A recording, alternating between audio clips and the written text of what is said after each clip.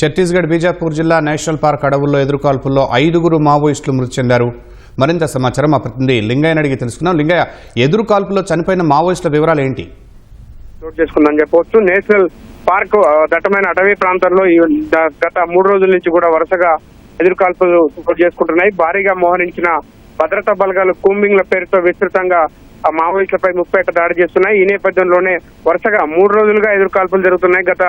మొన్నటి నుంచి కూడా జరుగుతున్న ఎదురుకాల్పులు ఇప్పటికే 2 కేంద్ర కమిటీ సభ్యులు కూడా చనిపోయారు. సుధాకర్, అదేవిధంగా భాస్కర్, వీళ్ళిద్దరు ఇప్పటికే నేషనల్ పార్క్ అటవీ ప్రాంతంలో జరిగిన ఎదురుకాల్పుల్లో మరణించారు. ఇవాళ ఉదయం నుంచి కూడా తెల్లవారుజామున నుంచి కూడా హోరాహోరీగా ఒక యుద్ధ వాతావరణం మధ్య ఈ అటవీ ప్రాంతంలో భద్రతా బలగాలు మావోయిస్టుల మధ్య ఎదురుకాల్పులు కొనసాగుతున్నాయి. దాదాపు ఇవాళ వేకోజాము నుంచి జరుగుతున్న ఎదురుకాల్పులో ఇప్పటి వరకు 5 మావోయిస్టులు మృతి చెందినట్టుగా ఛత్తీస్గఢ్ పోలీసులు అధికారికంగానే ప్రకటించారు. అయితే చనిపోయిన వారు ఎవరు అన్నది మాత్రం గుర్తించాల్సి ఉందని ఒక ప్రకటనలో పేర్కొన్నారు. ఈ పరిణామాలను బట్టి గత 3 రోజులుగా చూస్తే 72 గంటలుగా యుద్ధ వాతావరణం నేషనల్ పార్క్ అటవీ ప్రాంతంలో కొనసాగుతున్నట్టు చెప్పవచ్చు. ఒకవైపు మావోయిస్టులపై ముప్పేట దాడి చేస్తున్న భద్రతా బలగాలు ఒక్కొక్కరుగా మావోయిస్టులను అంతుబడుతూ వస్తున్నారు. ఇవాళ కూడా ఈ 5 కూడా ముఖ్య నాయకులు ఒకరిద్దరు ఉన్నారని చెప్పి మనకు సమాచారం అందుతుంది. కేంద్ర కమిటీ సభ్యులు కావచ్చు, అదేవిధంగా రాష్ట్ర స్థాయి క్యాడర్ లో ఉన్న వాళ్ళు కొంతమంది, అదేవిధంగా దళాలకు ముఖ్య పాత్ర పోషిస్తూ వారిని నడిపించే వాళ్ళు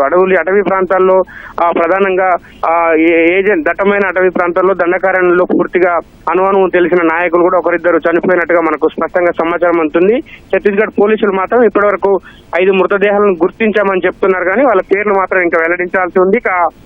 ఈ ఆపరేషన్ జరుగుతున్న ప్రాంతంలోనే భారీగా ఆయుధాలను కూడా AK-47లను 2 AK-47లతో పాటు భారీగా పేలుడు పదార్థాలను, అదేవిధంగా పెద్ద ఎత్తున ఆయుధాలను కూడా స్వాధీనం చేసుకున్నట్టుగా మనకు సమాచారం అందుతుంది. ఇవాళ ఉదయం నుంచి కూడా సెర్చ్ ఆపరేషన్ నేషనల్ అటవీ పార్క్ అటవీ ప్రాంతంలో జరుగుతున్నట్టుగా సమాచారం ఉంది. అదేవిధంగా కొంతమంది పాము కాటుకు, తేనెకాటులో కూడా తేనెటీగల దాడిలో కూడా కొంతమంది మావోయిస్టులు అస్వస్థత గురైనట్టుగా కూడా మనకు పక్కా సమాచారం అందుతుంది. వీళ్ళందరినీ కూడా ఛత్తీస్గఢ్ పోలీసుల ఎదుట మరి కాసేపట్లో ఇవాళ సాయంత్రమో లేకపోతే రేపో లొంగిపోయే అవకాశాలు కూడా ఉన్నట్టుగా మనకు సమాచారం ఉంటుంది. మరోవైపు మావోయిస్టులకు ఏమాత్రం అవకాశం ఇవ్వకుండా ఇప్పటికే పార్టీ మొత్తం దళపతిని కూడా కోల్పోయిన పరిస్థితుల్లో ఒక వారంపై మరింత దూకుడు పెంచి భద్రతా బలగాలు ఈ ఆపరేషన్ కొనసాగిస్తున్నాయి. ఇప్పటికీ ఈ నేషనల్ పార్క్ అటవీ ప్రాంతంలో జరిగిన ఎన్కౌంటర్ లోనే దాదాపు 3 రోజుల నుంచి 7 మావోయిస్టులు మృతి చెందడం, అదేవిధంగా కేంద్ర కమిటీ సభ్యులు కూడా 2 ఉండడం మాత్రం మావోయిస్టు పార్టీకి